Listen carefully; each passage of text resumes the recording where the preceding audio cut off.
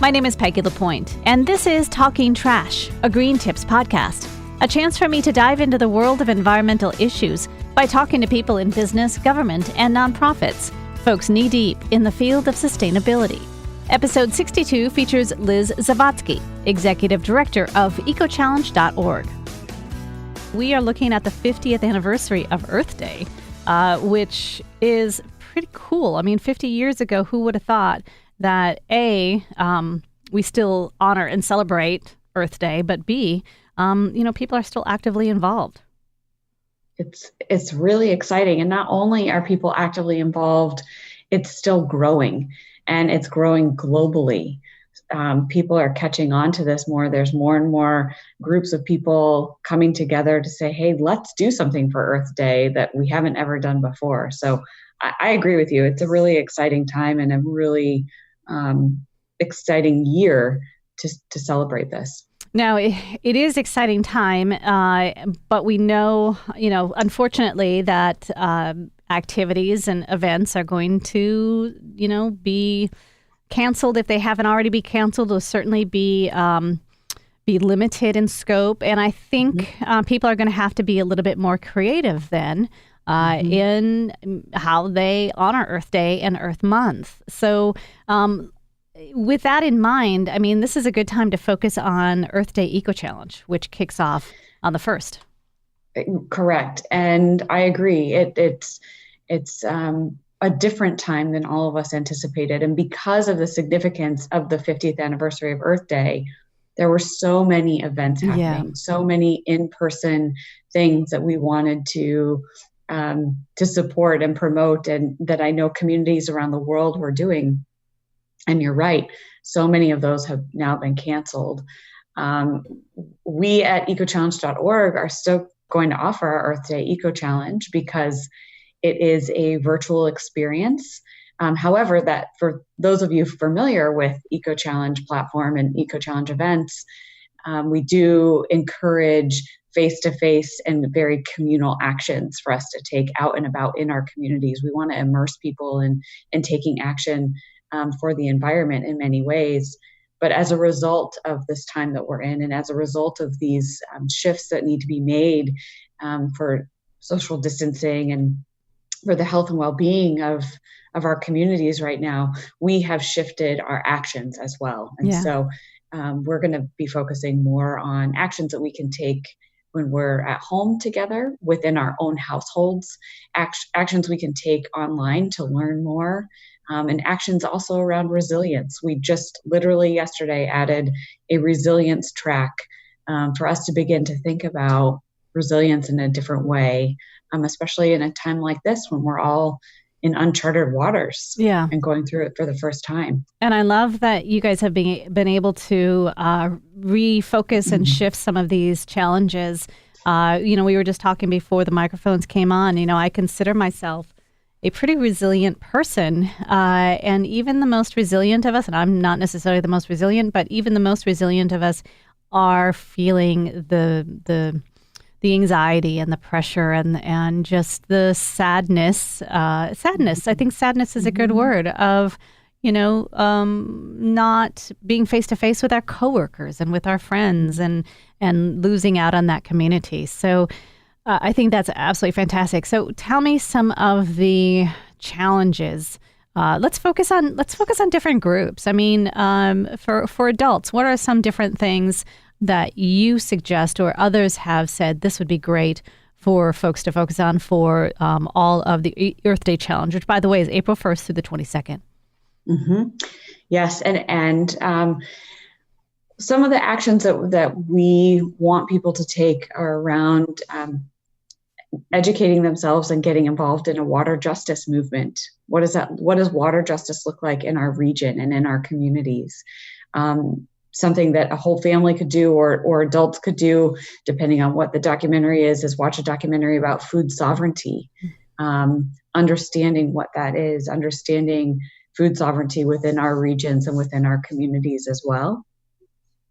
Let's see, we have a lot of researching and learning about local climate issues, actions around that. What does climate issues look like where we all live, and it differs from place to place. So how can we understand our own local climate issues, and how can we understand that on a global scale at the same time? And what might be interesting for older kids, and I'm thinking as a parent perspective, is that might be good for teenagers to not only learn about their own, but then pick another part of the world or another part of the United States and find out what those issues are there. I mean, that's a great research that they could do. Absolutely. And I love that suggestion, because climate issues are going to look different from region to region. Mm-hmm. But we all will experience them. And that's part of the confusion around climate change and around the environment sometimes. I think, one thing that we also really want to do is we want to reinforce the connection with nature. We want to reinforce our alignment with the environment.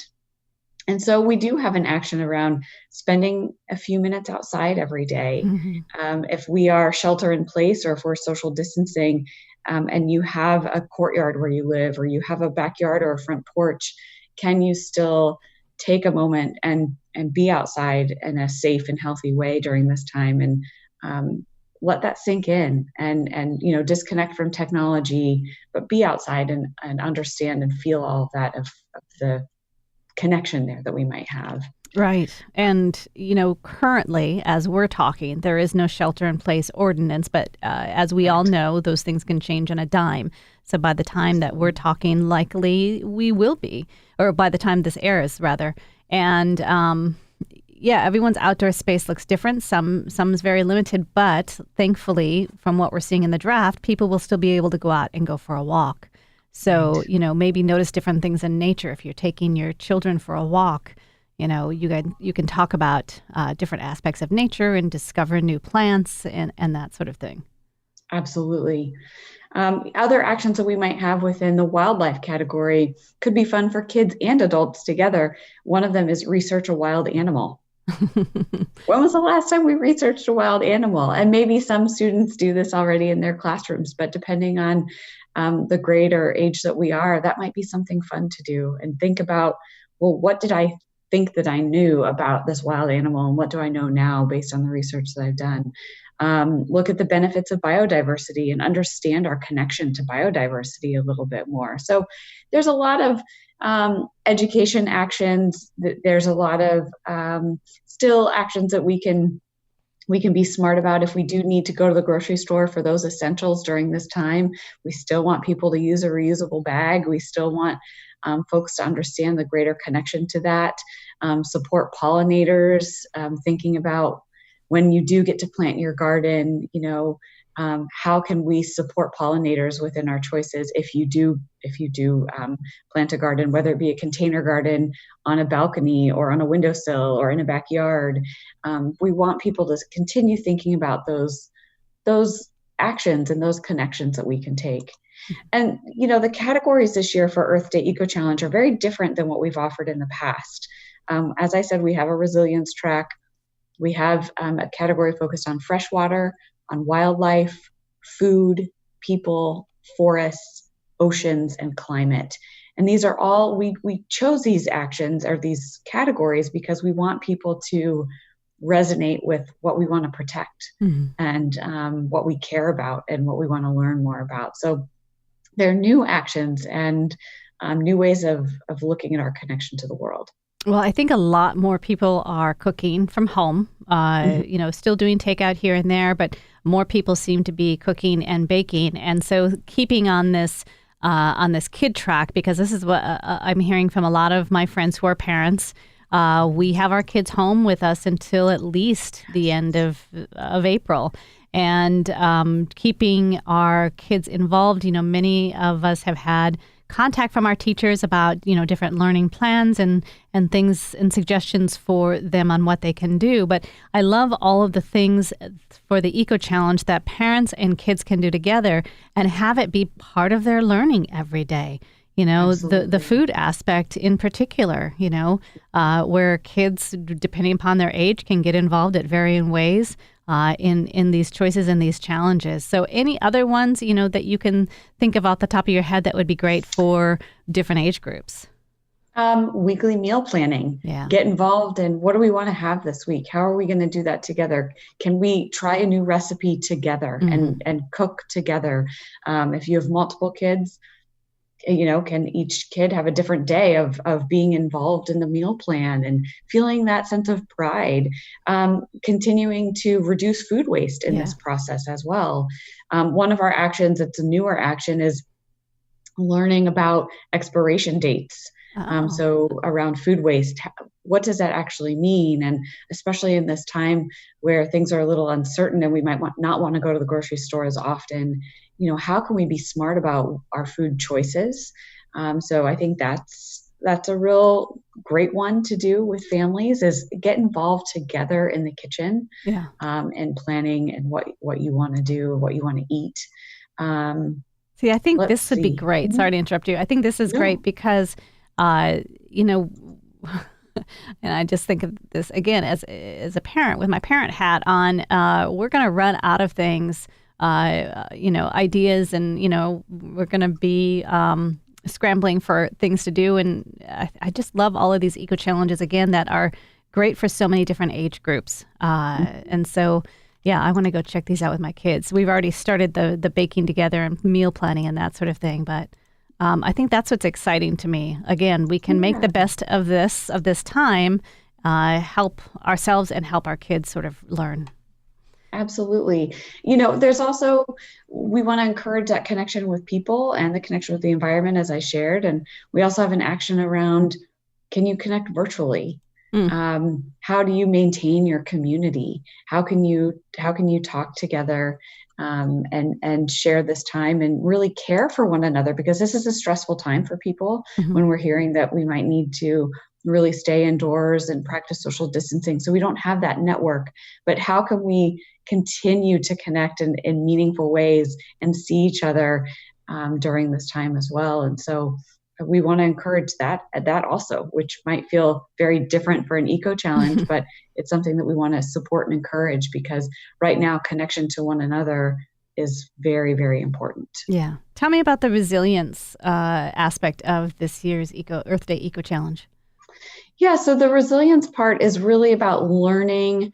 It's more about learning around about biodiversity within our environment. It's about learning more about our connection to water, our connection to pollinators, our connection to biodiversity.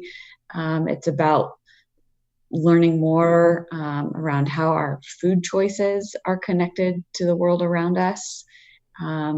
So we're trying really hard to make sure that people understand that even in this situation of our reality with coronavirus, there's ways that we can overcome this. And if we can live more synergistically in harmony with nature, I'm not saying that's going to prevent future viruses like we're seeing now, but I think that can really help us be more resilient and help us be more sustainable, so we don't feel so hard in times like this. So it's not so frustrating and scary. And, thinking about ways we can volunteer differently, thinking about ways we can support our local communities in different ways during this time. I mean, it's about resilience in that sense of also looking at our neighborhood, looking at our communities and seeing what is it that we need and how can I support during this time? How can I live in a meaningful, intentional way? So that's around resilience. And then, as I said before, connect virtually. That's around resilience too. Taking care of our mental, emotional, and physical needs is also very important. So keeping that connection with one another. Yeah. When did your group sort of realize or sort of come to the conclusion that these changes needed to be made this year? What was that discussion like? That discussion happened on Monday. And the reason being because over the weekend, I think, is when we heard Governor Brown in the state of Oregon say schools are going to be closed through the end of April. Yeah. And that really hit our staff hard, even though our staff, no one has school age kids. But it was still something that felt really monumental. Yeah, jarring. And very jarring. Yeah. And we have two staff that live outside of Oregon. And so to hear about coronavirus play out in different regions in different ways and in their communities, it was very, very jarring. And so we said, it's our responsibility to make sure that if we're going to move forward with offering our programs, that it is in line with what's happening and not only in line with it, but it can be a resource for people. So all of our actions that we have resources, and some of those resources connect to the CDC. Some of those resources connect to educational online opportunities or articles or organizations that might be working towards what the action is advocating for. So we want this to be something that people feel like, I can still do this, even though I'm not in my regular everyday routine that I'm used to. This is still meaningful to me. This is still makes a difference. I can still learn from it and participate in a significant way around Earth Day that might make a change in the future. So we really wanted to make sure that what we were offering was in line with what was going on in the world right now. Well, I love the nimbleness of it. And just for reference for people who are listening, it's March 20th. It's a Friday. And so this is all in less than a week that you guys were able to make these changes and make it more relevant, I guess, is the best way to say it. Now, let me ask you this. I mean, the challenge starts in 11 days. Are you prepared to, what happens as we shift forward? Have you had the conversation of, well, we may need to add or subtract these things because changes I can't say could, changes are going to happen in the next 10 days, I'm sure. Yes. One of the things that we're already talking about is extending Earth Day Eco Challenge to last the entire month of April. So more people have an opportunity to participate at some point during the month since so many in-person events are being canceled. Right. But absolutely, we're in this as well. Yeah. And you're living it. We're definitely living this also. And so our team is very committed to making sure that we can be responsive, even if things shift in a moment's time. We want to, there might be a small delay on our end, but we will be contemplating what the best responses or tweaks are to the program. We might need to add resources or change resources or actions, and we're prepared to do that. Yeah, I, as someone who's participated in the Eco Challenge in the past, appreciate that thoughtfulness that's been going on. And just for reference, as people are listening, if you're listening in the middle of April, you can still start the Eco Challenge. You can start anytime. It can even be a day. And having done it in the past, these are things that I think about all year round too. So it doesn't have to be April in order to take things up. Absolutely. I want to talk about the online discussion groups or the discussion groups. I shouldn't say online because typically or traditionally they're not necessarily online. A lot of them happen in person. That's not going to happen right now. It shouldn't happen right now. Right. But how can we take, and there are, almost 10 different discussion groups. How can you suggest people take these discussion groups virtually? Again, you and I are talking via Zoom. There's Skype. There's lots of different ways that people are connecting. What are your suggestions for people who want to connect that way? Again, it provides that social contact that we're all craving right now. Even those of us who, might be complete introverts are craving that. So what are your suggestions and what are your favorite of the discussion groups? Ooh, okay. Well, I think we've been lucky enough to be working with several groups now for the past 5 or 6 years, almost 6 years actually, in offering virtual discussion courses. And we see that they are just as impactful as face-to-face. We've seen that when people are spread throughout or not able to come together, they still are effective in learning and in inspiring action, and most importantly, bringing people together. And so I would absolutely encourage during this time, if you're in a discussion course right now that's typically meeting face-to-face, I know several of them are on pause. I would encourage you to think about a way that you can do this virtually together. Peggy, as you said, through Zoom or Skype or FaceTime or go-to meetings. I mean, there's so many different ways that we can all connect these days. And of course, we at ecochallenge.org are happy to help you find a platform that might work best for you. And I would also say that for workplaces, this is a great way to bring the workers together who might feel like, okay, wait, all of a sudden I'm working from home and this is really different and totally weird. And, we're all in this new normal and adjusting, but virtual discussion courses can really help ground us, can help recenter us, can help us have a different connection on a different level. And I think that that's really powerful.